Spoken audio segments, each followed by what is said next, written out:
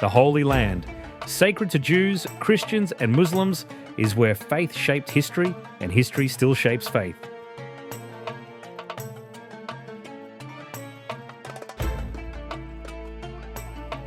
Here, Jewish prophets preached, Jesus of Nazareth walked and taught, and Muhammad's night journey is remembered.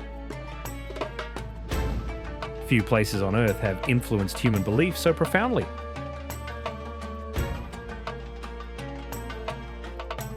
But this land, holy to so many, has rarely known peace.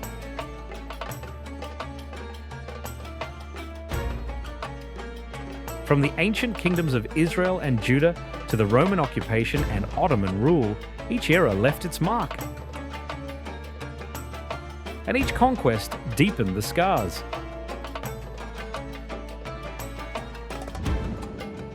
Today, the region remains at the heart of struggle. Centuries of disputes, sharpened by modern borders and politics, still echo in every headline.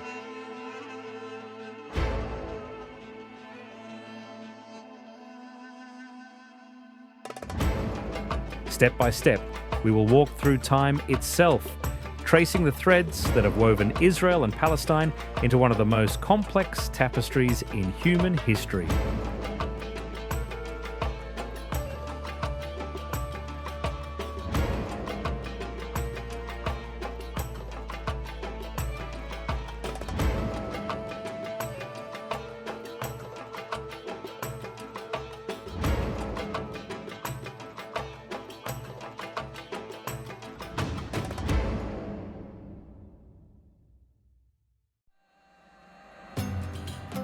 Few places in the world carry the weight of Jerusalem. Every layer of stones is a story. And those stories stretch back more than 3,000 years.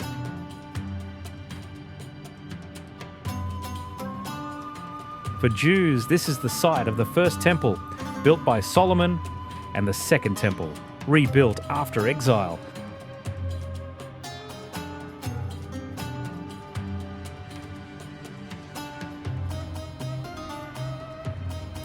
For Christians, Jerusalem is the setting of the Gospels, the ground where the crucifixion and resurrection are believed to have taken place.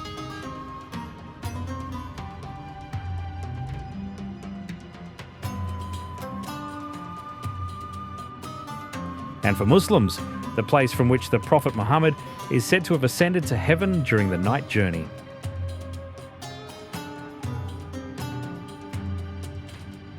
Three faiths, one city.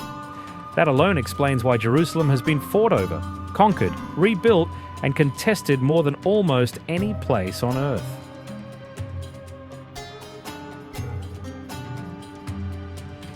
For that reason, the Old City feels like a compressed world divided into four quarters: Jewish, Christian, Muslim, and Armenian.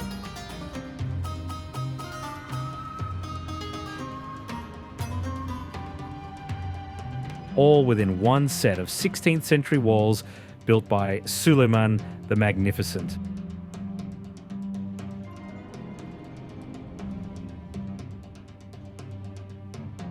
Jerusalem is sacred to millions, claimed by many, yet never truly at peace.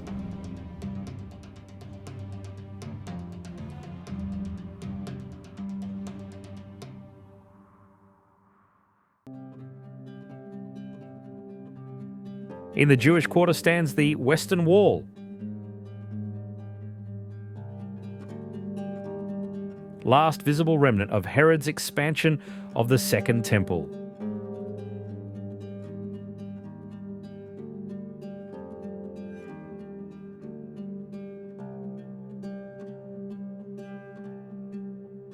These limestone blocks once supported the vast platform where Jewish worshippers gathered before the temple was destroyed by the Romans.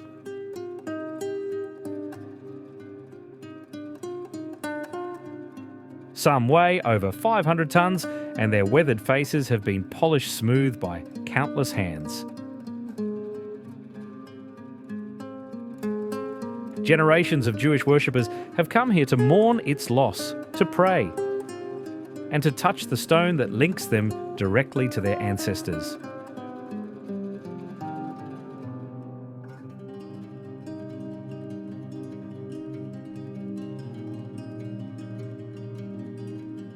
Tiny slips of paper, folded into its cracks, carry prayers from across the world, petitions for healing, hope, and peace.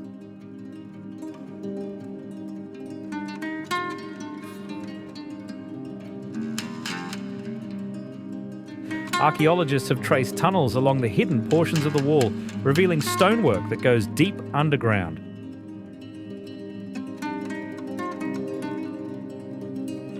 The vast engineering of the Temple Mount still impresses modern eyes.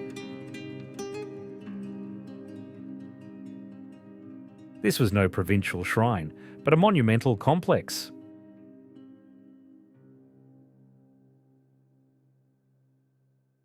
Winding through the Christian quarter of the Old City, the Via Dolorosa follows the traditional route Jesus is said to have walked on the way to the crucifixion.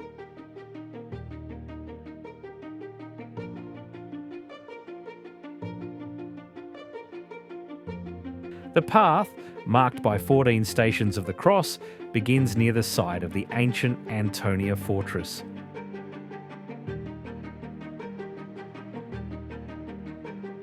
Yet this route is not a quiet shrine, frozen in time. It is a bustling street lined with shops and market stalls.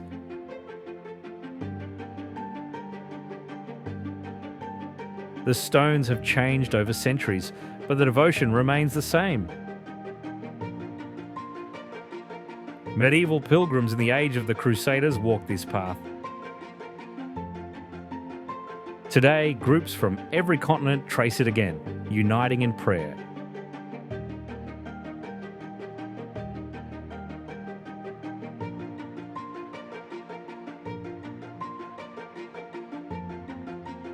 At the end of the Via Dolorosa stands the Church of the Holy Sepulchre. Built over what is believed to be both Golgotha, the hill of the crucifixion, and the tomb where Jesus was buried and rose from the dead.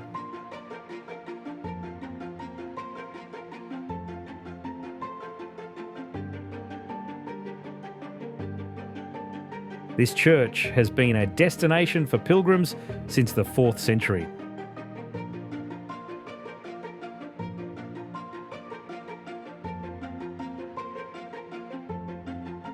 Archaeological studies confirm that this area lay outside the city walls in Jesus' time, consistent with the gospel accounts of the crucifixion taking place beyond Jerusalem's gates.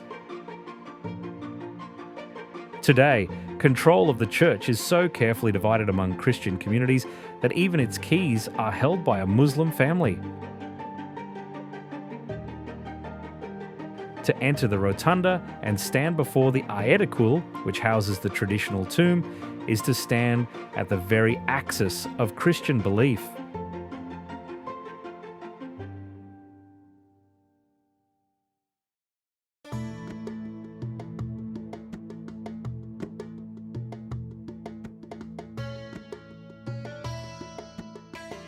From the Christian quarter, the eye is drawn upward to the golden shimmer of the Dome of the Rock.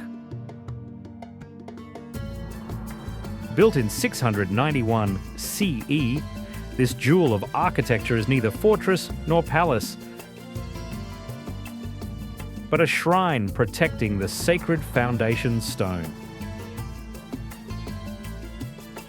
To Jews, this is the site where Solomon built his temple, the heart of ancient Israel. To Christians, it is forever linked to Abraham's faith and sacrifice.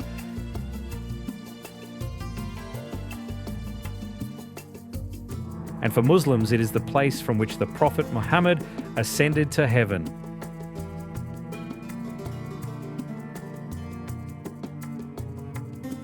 In a single slab of bedrock, three faiths find deep meaning, a rare point of shared reverence.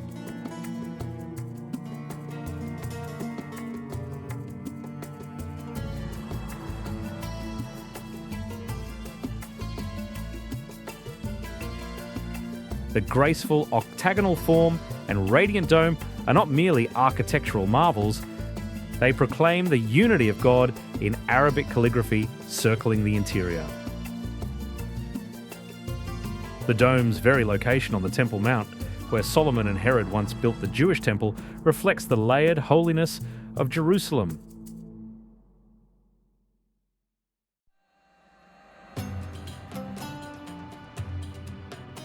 Set on top of the Temple Mount, Al-Aqsa compound, the third holiest site in Islam, includes not only the Dome of the Rock,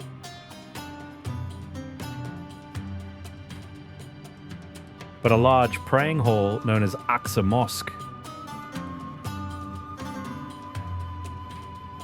The name of the site, meaning the farthest mosque, recalls the Quranic story of Muhammad's night journey.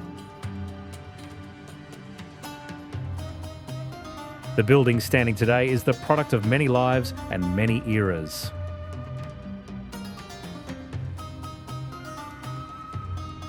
Each ruler left a mark: marble columns, carved wood, subtle mosaics, like layers of history pressed into stone.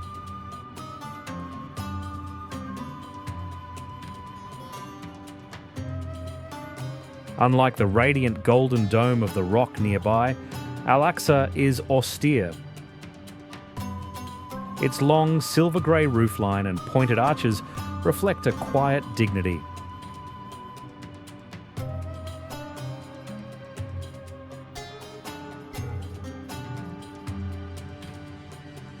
Inside, a forest of columns supports the vast prayer hall, which can hold thousands of worshippers at once.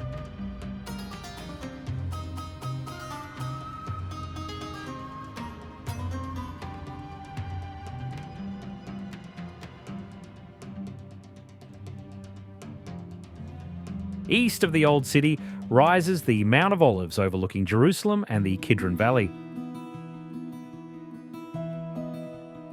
The hill is covered with an immense Jewish cemetery where tombs have faced the Temple Mount for over 3,000 years.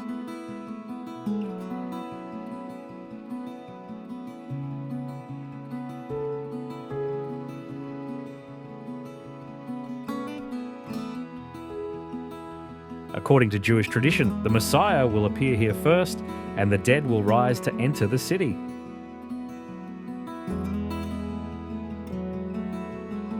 The Mount of Olives is also central to Christian memory. Jesus taught here, wept over Jerusalem from its heights, and prayed in the Garden of Gethsemane before his arrest.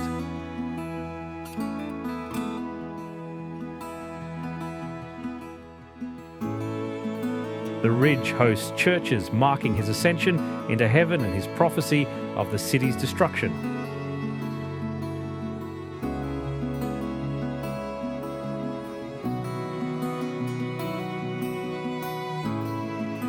Pilgrims have walked its paths since the earliest centuries, tracing moments from the Gospels in its silent groves. In antiquity, the mount served as Jerusalem's watchtower. Foreign armies were first seen approaching from its crest.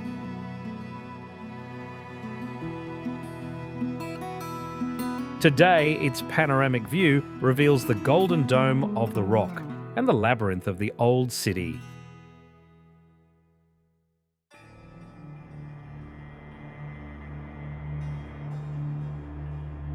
Before the great empires, before the prophets, there was Jericho.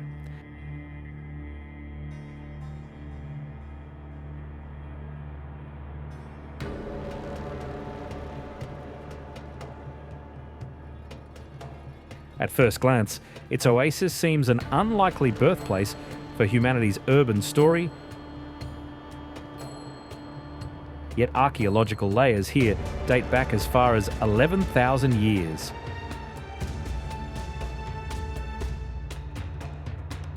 High walls encircled a Neolithic settlement long before the first cities of Mesopotamia had even been imagined.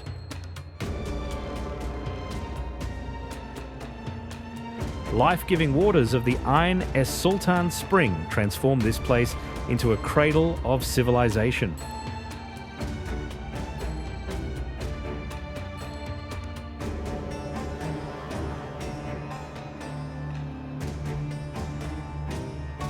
Ancient irrigation systems fed date palms and crops, making Jericho a jewel in the Jordan Valley.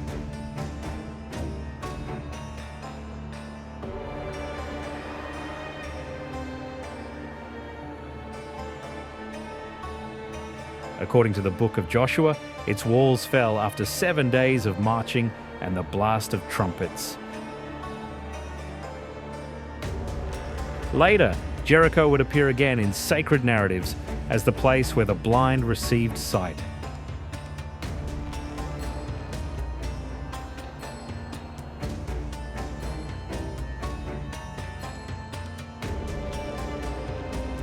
Today, visitors stand amid Tel mounds, gazing at the same fertile plains that sustained humankind's first great leap from wandering to settlement.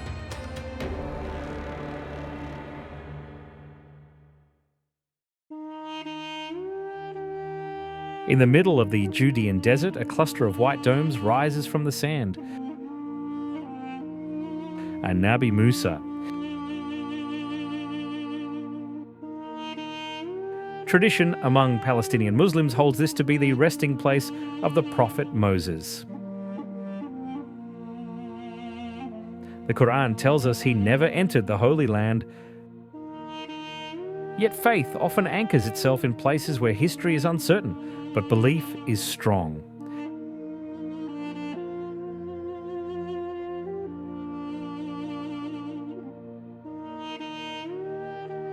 In the late 13th century, Mamluk Sultan Baybars ordered a mosque and shrine to be built here.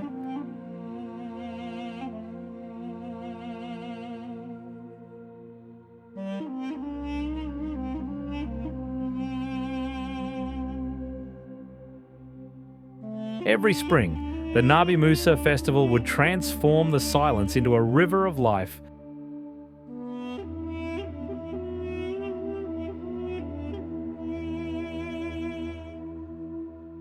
From Jerusalem, thousands of pilgrims set out in processions of banners and music, camping in the desert for days of prayer.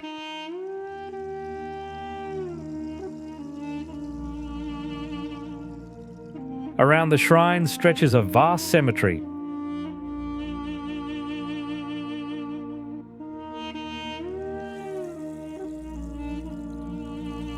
A city of the faithful who chose to rest in sight of the prophet's domes. Some died during the pilgrimage and were buried where they fell, their graves marked only by a stone.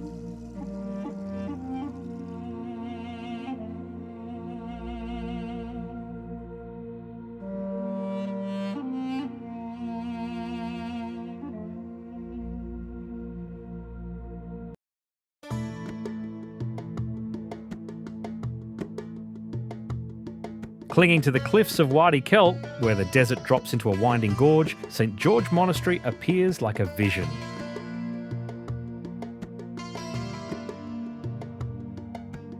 A handful of pale stone walls and arched windows suspended between earth and sky. The only sound is the murmur of a spring far below, its water feeding a narrow ribbon of green in the barren rock. Founded in the 5th century by monks seeking the solitude of the wilderness, this Orthodox monastery has stood for more than 1,500 years. Legends say it was here that the prophet Elijah found shelter, and here too that the parents of the Virgin Mary were told of her coming birth. Rebuilt after Persian raids and later earthquakes, the monastery is still home to a handful of monks who follow the rhythms of the ancient liturgy. To reach it, pilgrims and visitors must walk a narrow path cut into the rock. A journey that feels like a passage from the everyday into the eternal.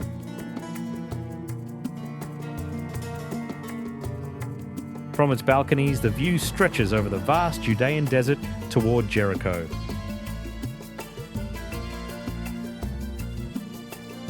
A reminder that in this land, faith is carved into the mountains themselves.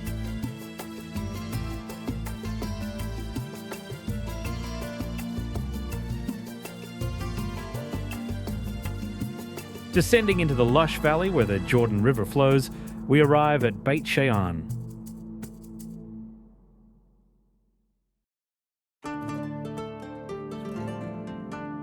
a city that has stood at the meeting point of worlds for more than 6,000 years. Here, the ancient highways crossed, one leading north to Damascus, another west toward the Mediterranean, and a third south into the heart of the Holy Land. Whoever controlled Beit She'an commanded a gateway between civilizations. Its earliest settlers raised mud brick walls, but it was under Egyptian rule that the city first shone, adorned with temples and fortified gates.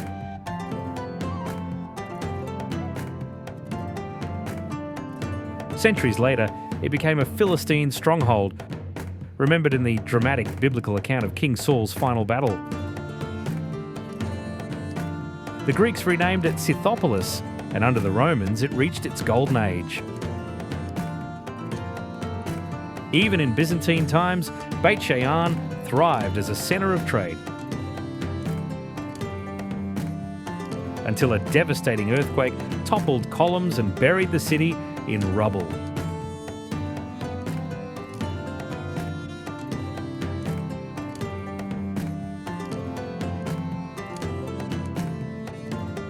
Today, the ruins sprawl across the hillside, rows of marble pillars catching the sunlight,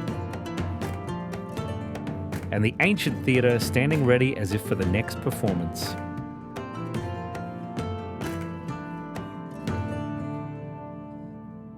At the foot of Mount Hermon, where icy springs burst from the earth to form the headwaters of the Jordan River, lies Tel Dan.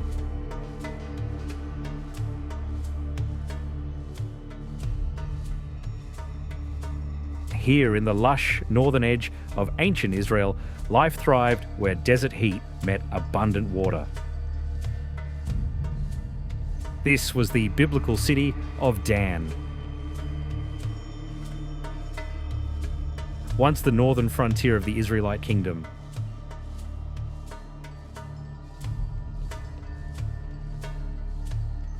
Excavations have revealed ancient walls and gates, including the famous mud brick arch, over 3,700 years old.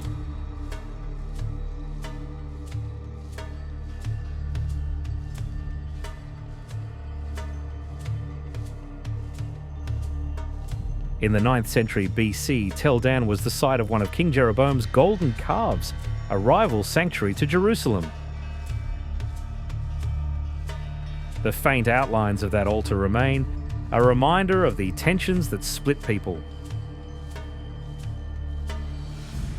In later centuries, many armies passed through this gateway, seeking to control the fertile Hula Valley.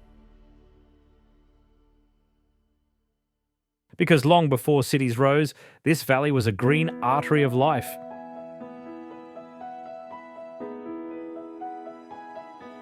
It has been a migration passage for birds and humans for tens of thousands of years. Farmers cultivated the rich wetlands, while caravans passed north toward Damascus and south to Egypt.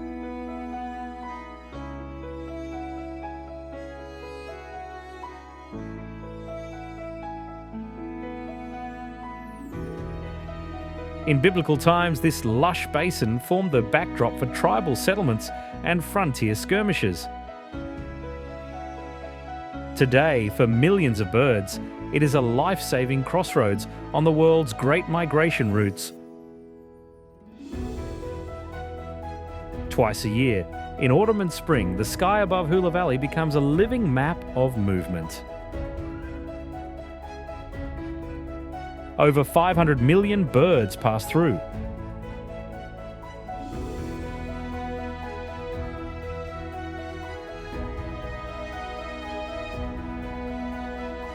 Storks tracing the thermals.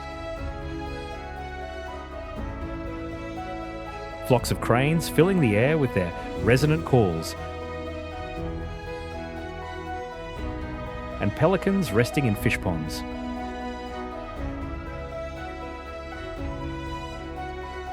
For the exhausted travellers, the valley's wetlands offer rest and nourishment before the next leg of their journey.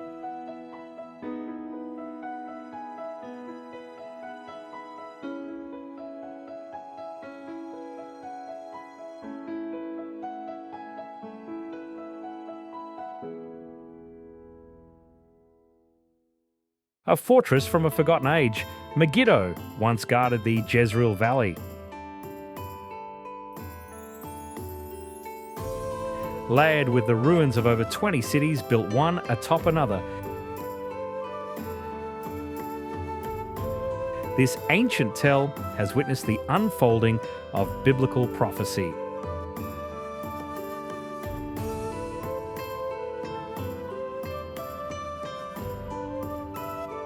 Known in the Bible as Armageddon, it symbolizes the ultimate battlefield between good and evil. Whether prophecy or metaphor, its history already holds enough bloodshed to fill epics. From its massive gates, King Solomon projected power across the valley below.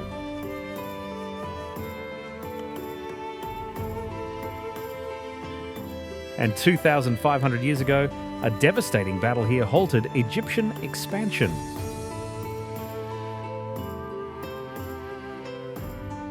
In this dry, strategic hilltop city, controlling access to water was as crucial as defending the walls.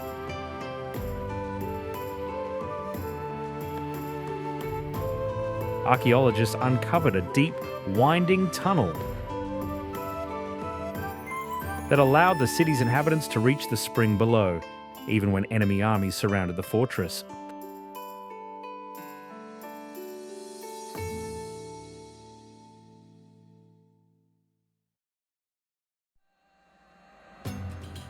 The story of power does not end with the chariot-churned fields of the north.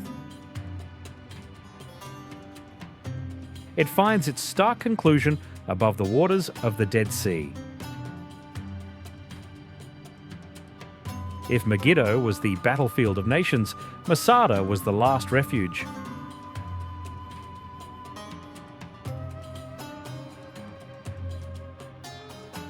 Built by Herod the Great as an opulent desert palace, it embodied control over land and life itself.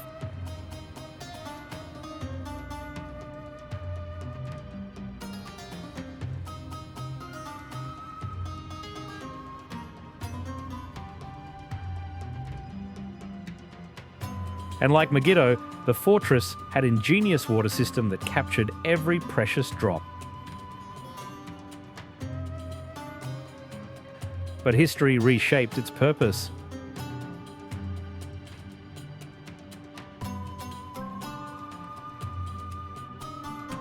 Decades after Herod's death, when revolt erupted against Rome, Jewish rebels and their families occupied Masada. As the legions marched south, the desert became their shield.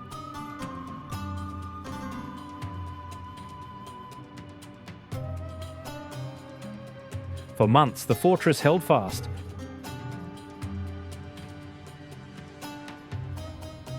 Below, the Romans raised a massive siege ramp, dragging engines of war up the mountainside.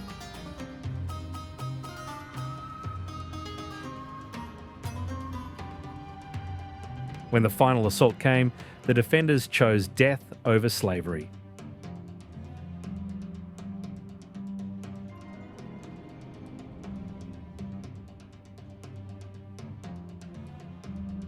An act of courage that transformed Masada into a monument of freedom.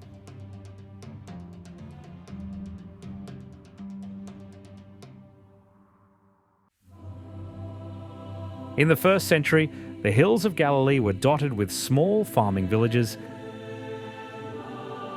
and none seemed more ordinary than Nazareth.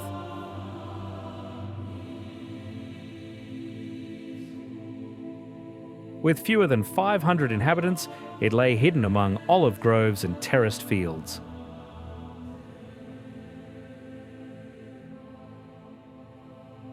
Houses of rough stone clustered tightly together, their flat roofs used for drying figs and storing grain. Here Jesus grew up in Joseph's household, learning the carpenter's trade. In the synagogue, Scripture recounted promises of a coming Messiah.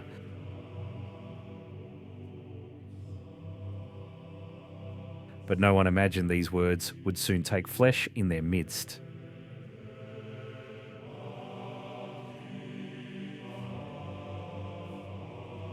Centuries later, pilgrims marked this quiet town as the place where Gabriel appeared to Mary, announcing she would bear the Son of God.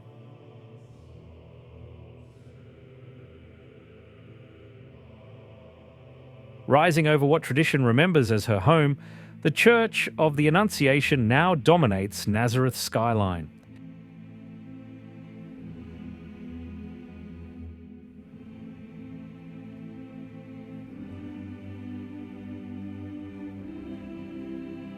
Beneath its modern walls lie grottos where ancient Christians gathered to pray, invoking the name of the Virgin Mary.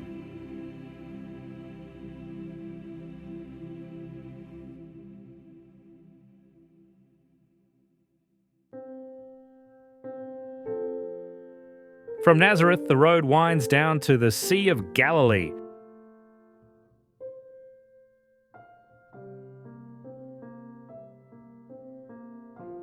A freshwater lake alive with fishermen casting nets from small boats.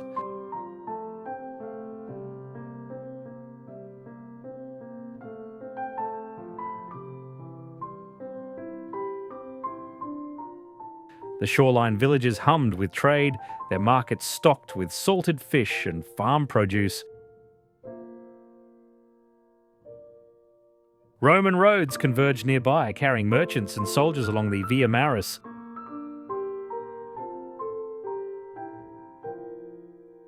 For Christians, these waters hold sacred memory. Here, Jesus called fishermen to be his disciples and delivered teachings to crowds gathered on hillsides. The lake's unpredictable winds lend vivid context to the gospel accounts of waves threatening small wooden boats, not mere metaphor, but daily danger.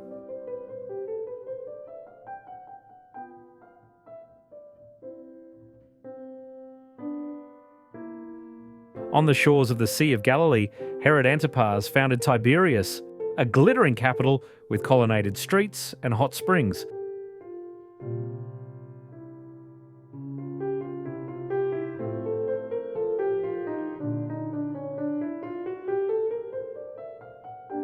After Jerusalem's destruction, the city emerged as a seat of rabbinic learning where portions of the Talmud were compiled.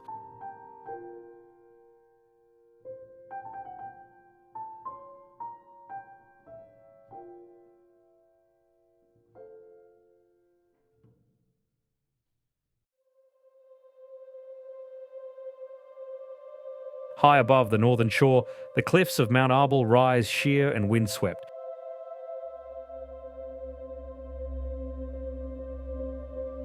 Long before Jesus' ministry, Jewish rebels carved hideouts into its sheer rock face.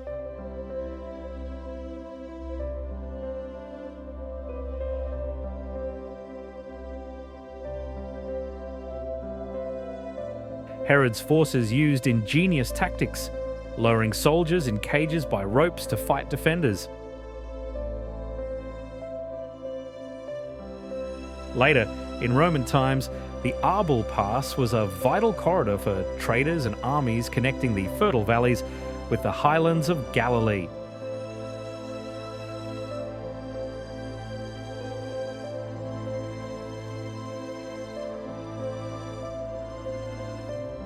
Byzantine monks settled in nearby caves, leaving faint traces of chapels and hermit cells.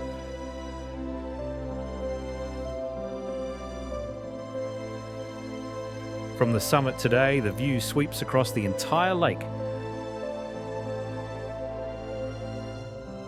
The Golan Heights and the Horns of Hattin.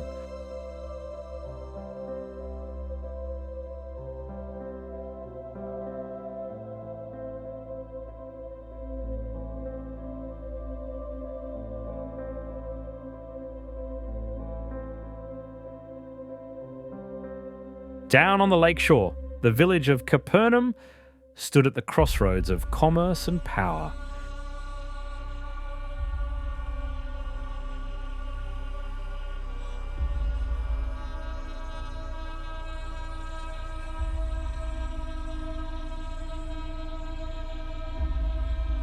Fishing boats landed in its small harbour, and markets bustled with travellers.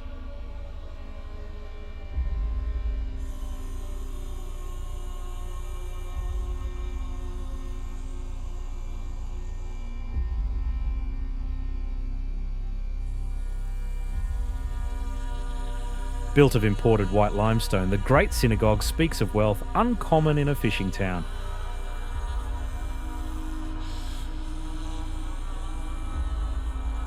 Its elegant columns and Corinthian capitals once framed a spacious prayer hall.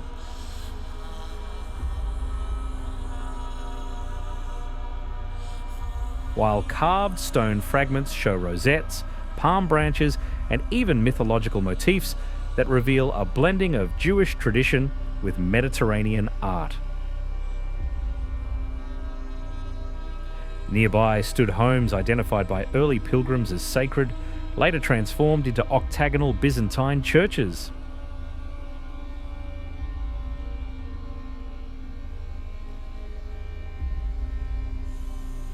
It was in this very place that Jesus healed the sick and spoke of God's kingdom.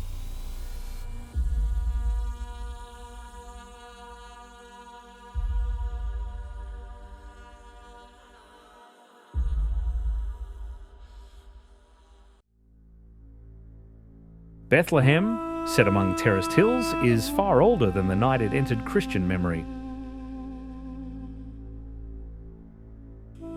Known in the Hebrew Bible as the City of David, it was already a settled town in the Iron Age.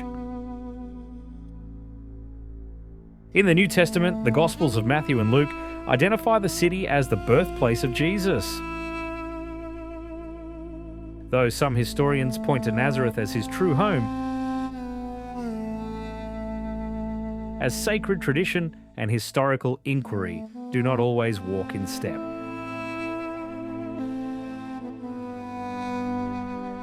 To honour this belief, Emperor Constantine built the Church of the Nativity in the 4th century.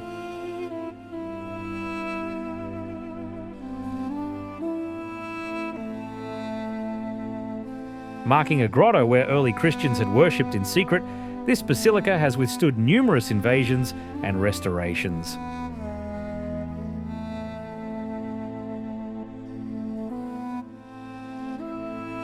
During the Persian conquest of 614, legend says the soldiers spared the church after seeing a mosaic of the Magi dressed in Persian robes.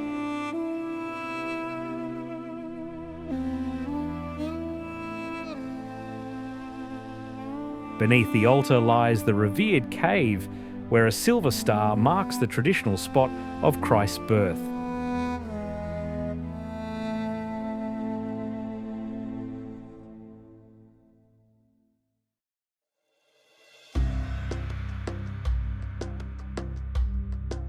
High in the Judean desert, Saba Monastery looks as if it grew from the rock itself.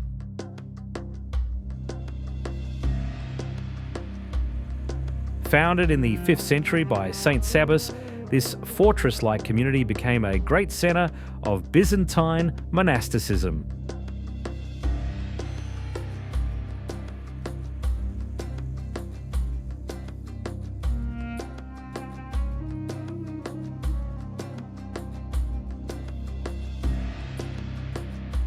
Unlike communal monasteries in Europe, Saba followed the strict Lavra model.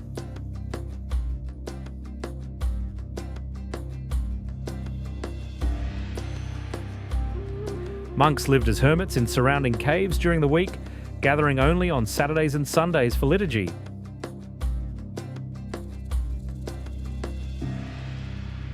Their life was austere, days of fasting, long vigils, and endless prayer.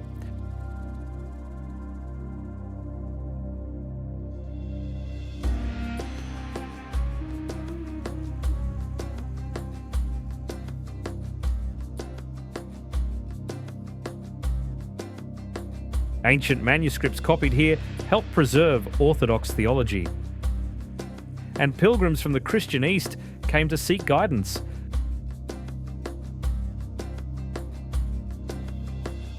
The monastery was fortified not for wealth, but to shield sacred texts and relics from raiders.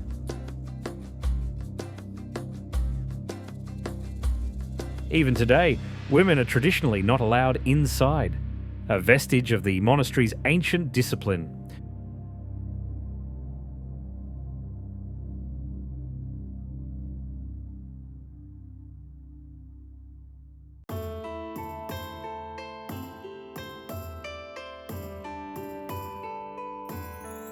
When Jerusalem fell to Saladin, Acre became the new capital of the Crusader kingdom. With its deep harbour and formidable double walls, the city was both fortress and marketplace. Here the Knights Hospitaller built vast vaulted halls, barracks, hospitals and storerooms.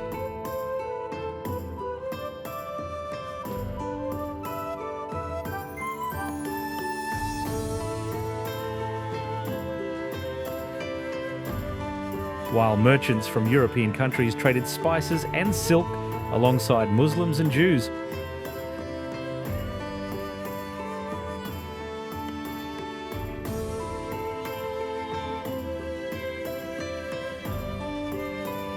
Acre was cosmopolitan, vibrant, and dangerous. Crusader kings planned campaigns in its palaces. Papal envoys brokered alliances in its crowded streets. But no walls could stand forever.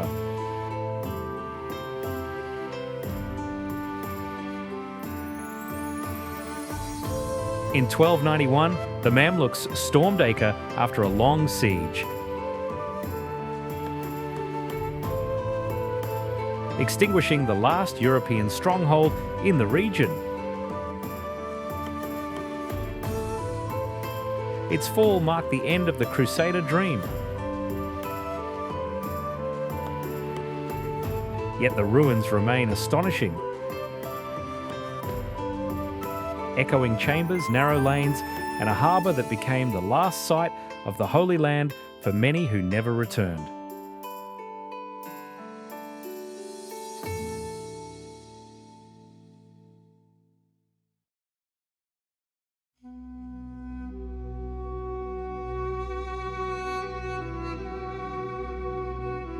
The old city of Hebron holds a sacred shrine, the tomb of the patriarchs.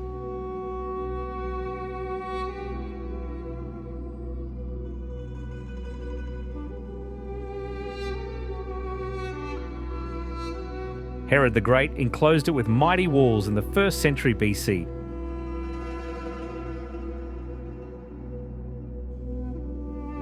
The same monumental style used on Jerusalem's Temple Mount.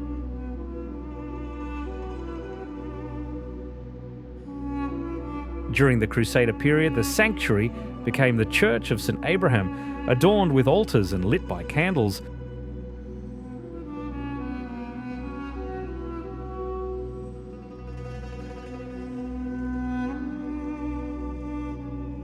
Pilgrims travelled across Europe to kneel at the tomb of the patriarch revered as the friend of God. When Saladin retook the city, the church was rededicated as a mosque, though limited Christian and Jewish access was permitted. This layered history reflects the tension and shared reverence that mark Hebron to this day.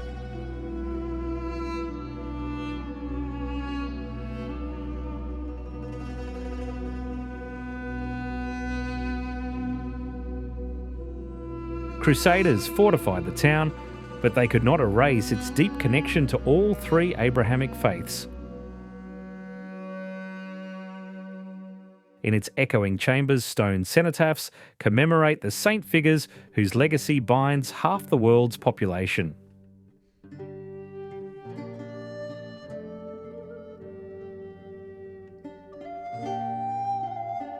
If Hebron speaks of faith, Jaffa speaks of journeys.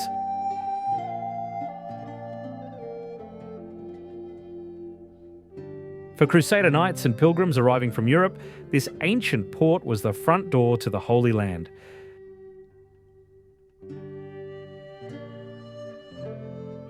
Mentioned in Egyptian records and biblical tales, Jaffa became the lifeline for the Crusader kingdoms.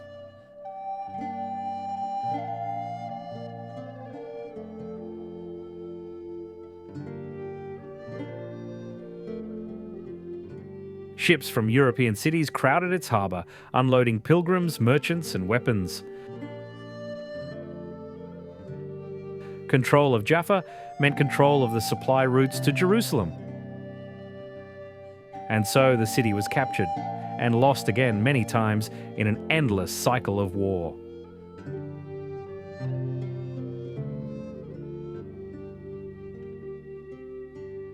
Richard the Lionheart landed here during the Third Crusade, turning its docks into a staging ground for the march inland. Jaffa was also a place of commerce, where spices from the east mingled with European goods.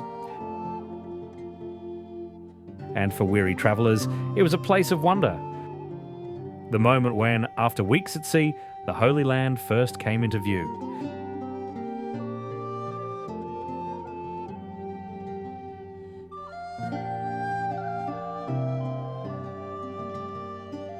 In the hills of Upper Galilee, Montfort Castle tells a quieter story. That of the Teutonic Knights. This German order balanced monastic vows with martial discipline. And Montfort was their mountain refuge. Built in the early 13th century on a steep ridge, it served as the order's headquarters. Carved into the rocky outcrops, Montfort was a hidden stronghold, nearly invisible until one stood directly beneath it. Life here was harsh but secure, a blend of prayer and preparation for battle. Its broken walls still crown the ridge, witnessing the slow retreat of Crusader power, not in one great catastrophe, but fortress by fortress, hill by hill.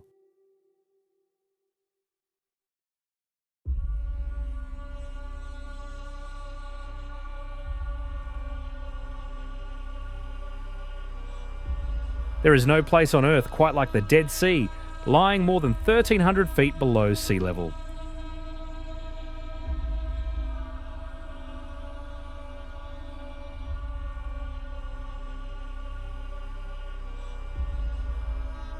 This shimmering expanse of saltwater, cradled between the Judean desert and the mountains of Moab, is both desolate and strangely beautiful.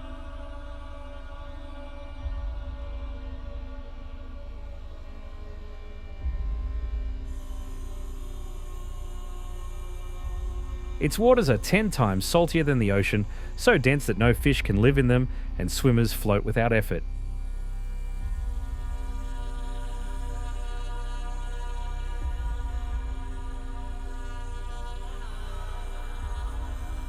The air is thick with minerals.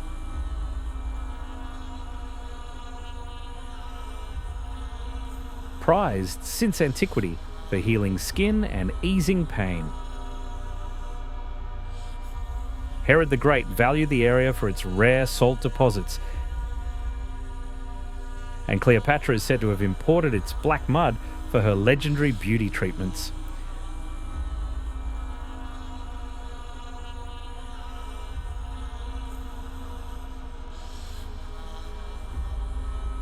At sunrise, the calm surface reflects the mountains like molten glass.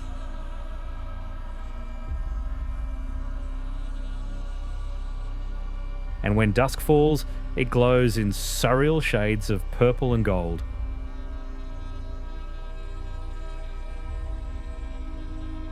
Yet the Dead Sea is shrinking. Modern dams and irrigation divert the Jordan River, leaving the shoreline retreating year by year.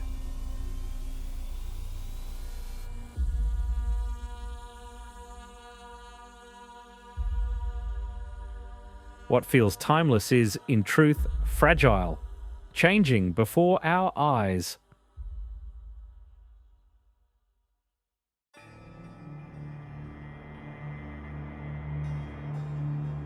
Just above the northern shore lie the Qumran caves, where one of the greatest archaeological discoveries of the 20th century took place.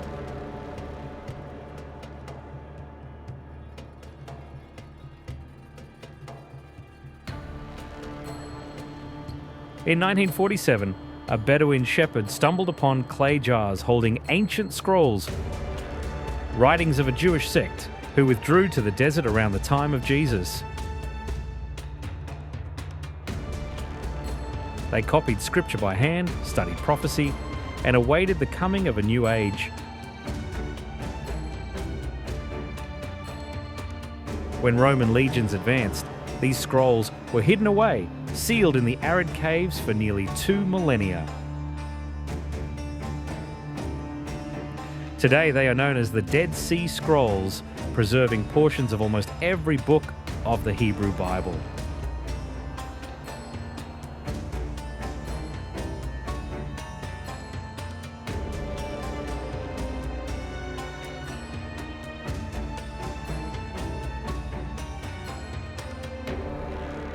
South of Qumran, the harsh cliffs suddenly give way to a miracle.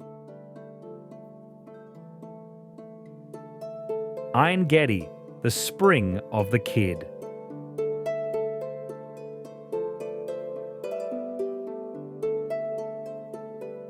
This lush oasis has drawn people for thousands of years. Freshwater streams tumble through canyons, nourishing rare plants and wildlife.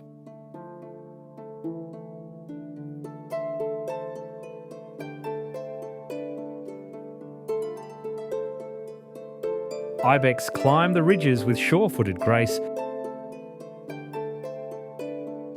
and hyraxes sun themselves on warm rocks.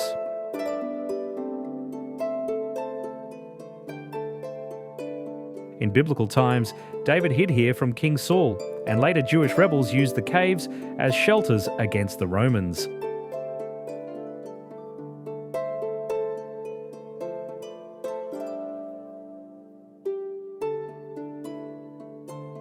During the Roman period, Ein Gedi's terraces produced balsam resin, so precious it was worth its weight in silver. Byzantine monks later built remote hermitages above the springs, carving out a life of prayer inside of the lifeless sea. Standing amid this sudden burst of green, you feel the contrast. Beyond lies salt and desert silence, yet here everything lives and thrives.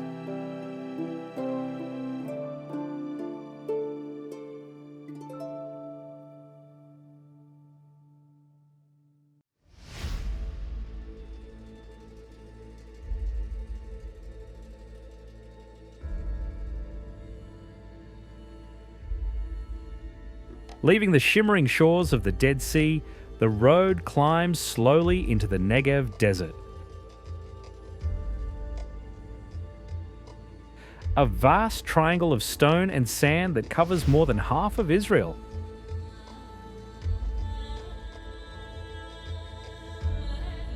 To the untrained eye, it seems lifeless, but history tells another story. For thousands of years, this harsh expanse was not an empty void, but a crossroads of trade and faith.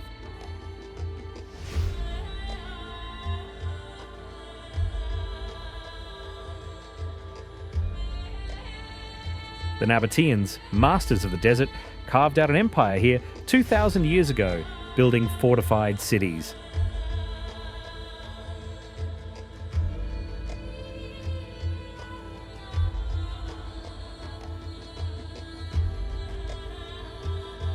In the 20th century, pioneers returned to this wilderness with modern irrigation, coaxing vineyards and orchards from parched soil.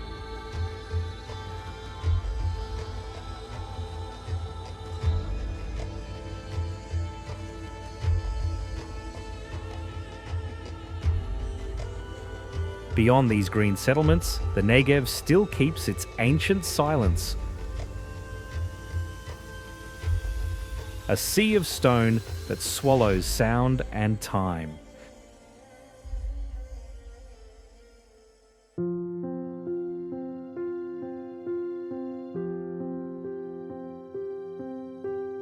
Deeper in the Negev lies Makhtesh Ramon, a geological marvel unlike anything else on Earth.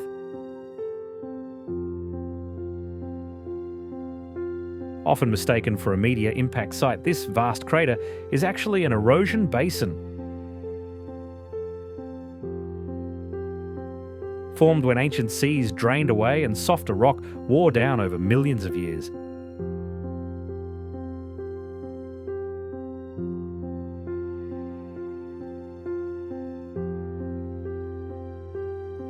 Its walls reveal bands of stone in colours ranging from pale yellow to deep crimson.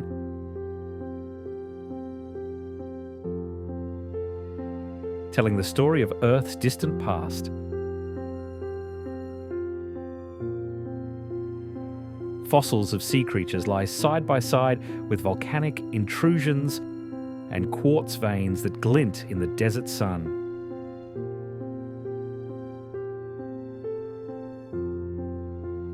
Along the cliffs roam graceful Nubian ibexes, desert's agile sentinels with sweeping horns that balance on ledges as if gravity were only a suggestion.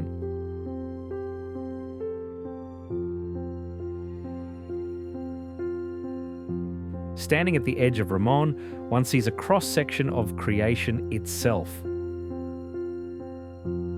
A glimpse into epochs when humanity was not even a dream.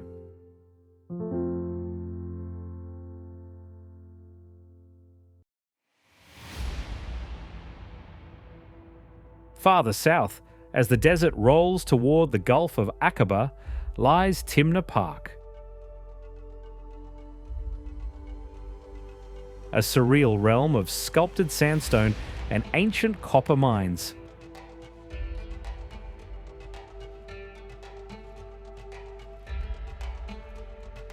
Here, more than 3,000 years ago, Egyptians extracted copper, leaving behind shafts and hieroglyphic inscriptions.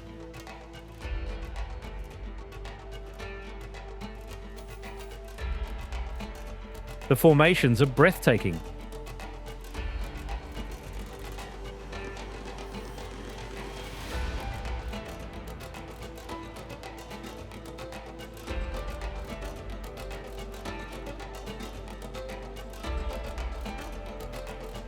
Solomon's pillars, towering columns glowing blood red at sunset.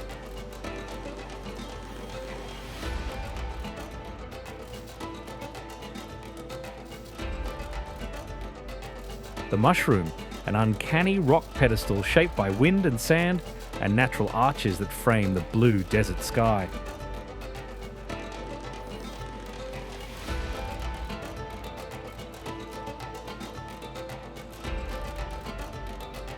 Timna holds not only industry but worship, a small shrine to the goddess Hathor, guardian of miners.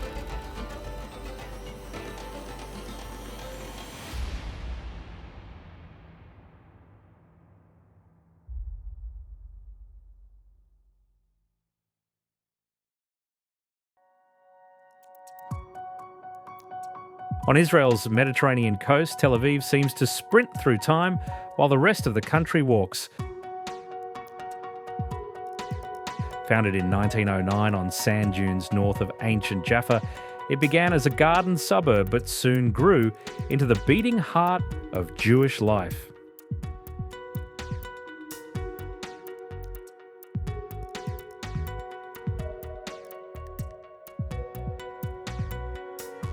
Here, on Rothschild Boulevard, Israel's Declaration of Independence was signed in 1948. Not in a palace or parliament, but in a modest hall of a museum as British rule faded and a new state emerged overnight.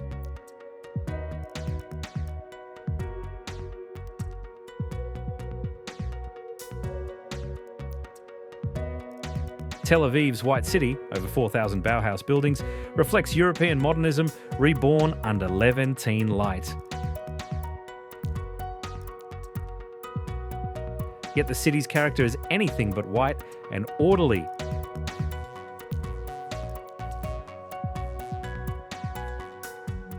It's loud, restless, alive at all hours.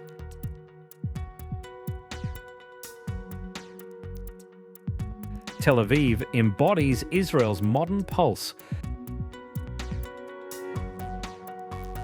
A city forever chasing tomorrow, even as its roots dig deep into yesterday.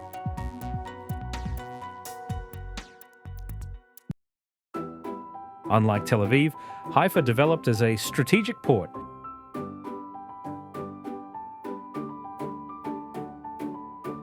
Its harbour expanding to serve imperial fleets and global trade. Today, it remains Israel's industrial and shipping hub, yet the city feels less hurried, more grounded.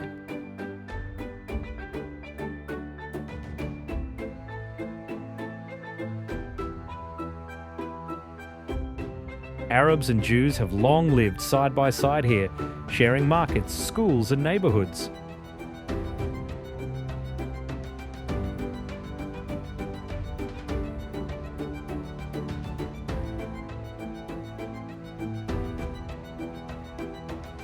Haifa's crown jewel, the Baha'i Gardens, cascade down the hillside in perfect symmetry. 19 terraced gardens surrounding the golden-domed shrine of the Bab.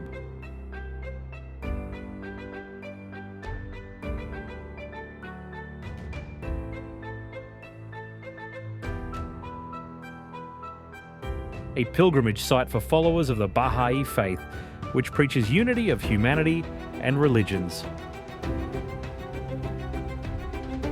Haifa rarely makes headlines, but perhaps that's its strength. Quietly demonstrating how shared spaces can thrive, even in a land often divided.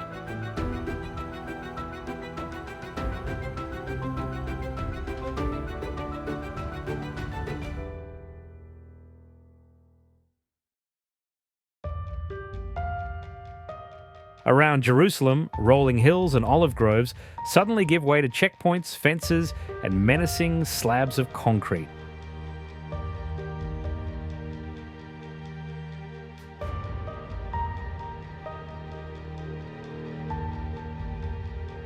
The West Bank barrier, begun in 2002 during the violence of the Second Intifada, snakes through the terrain for hundreds of miles.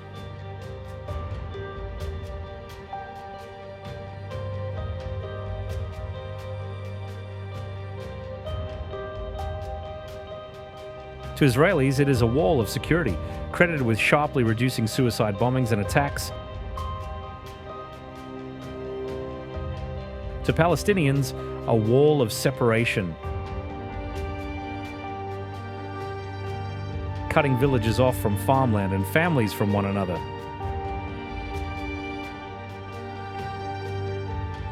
The barrier does not follow the 1967 borders exactly, enclosing some Israeli settlements on the inside, which deepens political tensions. Over the years, its grey walls have turned into canvases for protest art painted with messages of despair, defiance, and hope.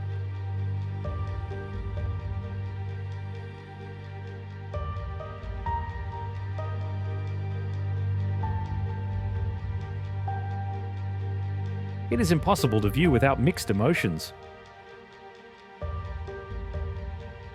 Protection for some, imprisonment for others.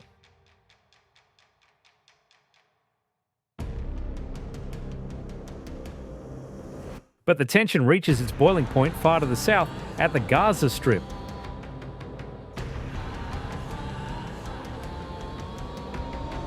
Pressed between Israel, Egypt, and the sea, this small piece of land is one of the most densely populated places on Earth.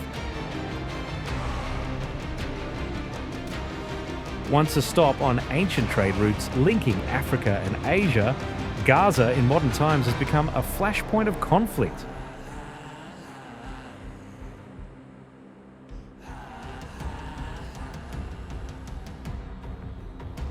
Over 2 million people lived here under difficult conditions. Unemployment is high, electricity is scarce, and movement across borders is tightly restricted.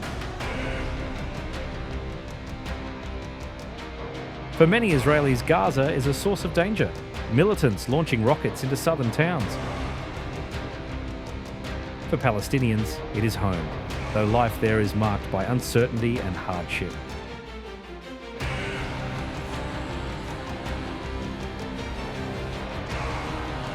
Since late 2023, relentless conflict has gripped the enclave. Airstrikes, ground incursions, and siege have devastated infrastructure and claimed thousands of lives.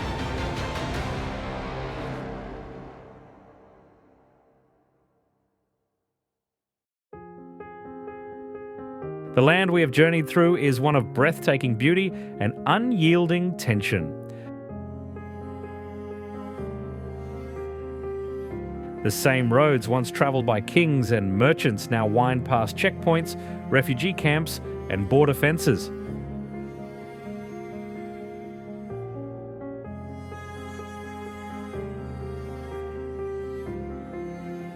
The region's story is not a simple one of good and evil, conquest and defeat.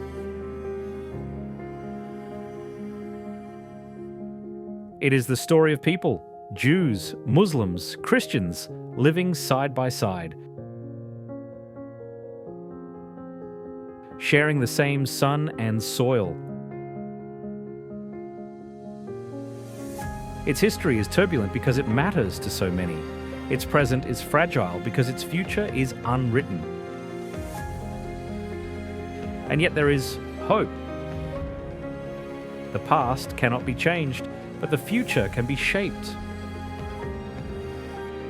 by dialogue instead of division, by courage instead of fear.